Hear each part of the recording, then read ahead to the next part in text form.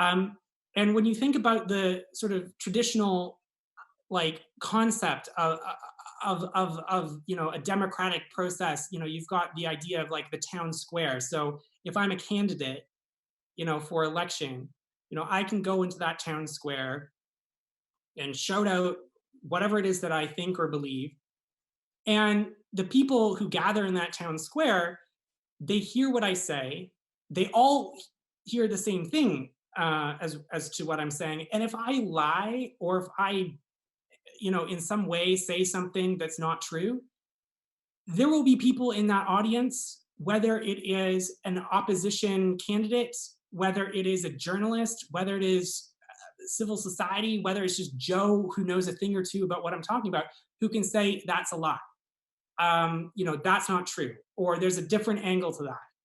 And the difference, though, as to sort of what's now happening is that for me as a candidate, I can now become invisible. I can turn into a ghost. And all the people in that town square, I can just whisper into their ear.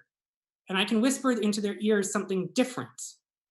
But I have the benefit, having sort of being this ghost, this omnipresent ghost, is that when I go and whisper something into someone's ear, I have the ability of whispering something with the knowledge of every conversation that they've had with their family, with their friends, what they're reading, what they're scared of, what they're hopeful for.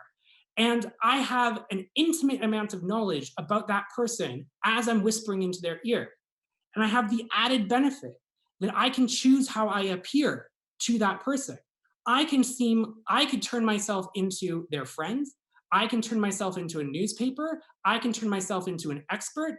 I can turn myself into a video. I can turn myself into whatever I want to. And that person doesn't know.